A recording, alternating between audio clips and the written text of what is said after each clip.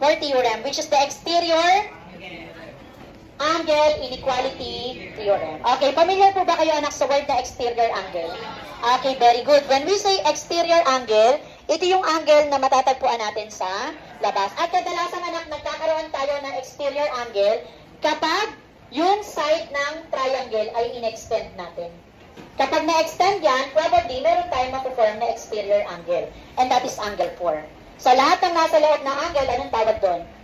Interior angle. Kapag yung angle nasa labas, okay, that is exterior angle. So when we say exterior angle inequality theorem, the measure of an exterior angle of a triangle is greater than, mas malaki daw, yung ano po, yung exterior angle. Saan kaya?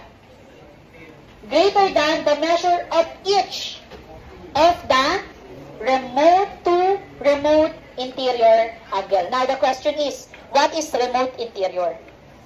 Okay, pag sinabi anak natin na remote interior, kung ito anak yung exterior angle, yung remote interior, ito yung angle na nasa loob, na kung saan hindi katabi ng exterior. Unang tanong, ano yung angle na nasa labas? Angle 4. Ano yung katabi ni angle 4 na nasa loob? 3. So, ibig sabihin, hindi si 3. Ano yung natira? 1 and 2. Yun yung kanyang remote interior. Naintindihan po? Ang remote interior, yung angle na kung saan nasa loob, pero hindi katabi ng exterior angle. So, ano daw po kaya yung meaning ng exterior angle inequality theorem?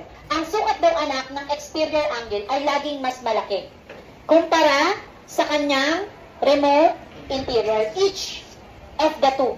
Meaning, ano yung remote interior ni angle 4? 1 and 2. Therefore, we can say that the measure of angle 4 is greater than to the measure of angle 1. At ganun din po kay angle 2. The measure of angle 4 is greater than to the measure of angle 2. Naintindihan po? Okay, now, proceed tayo kay EAT.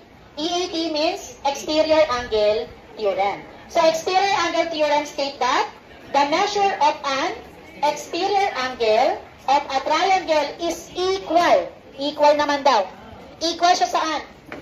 Sum of the measure of its interior, remote interior angle. Ano nga po ulit yung exterior angle natin? Angle 4. At ano yung kanyang remote interior? Okay, meaning, pag pinag-plus daw natin anak si 1 at 2, equal daw siya kay 4. Equal daw siya ay 4. So, therefore, we can say that the measure of angle 1 plus the measure of angle 2 is equal to the measure of angle 4.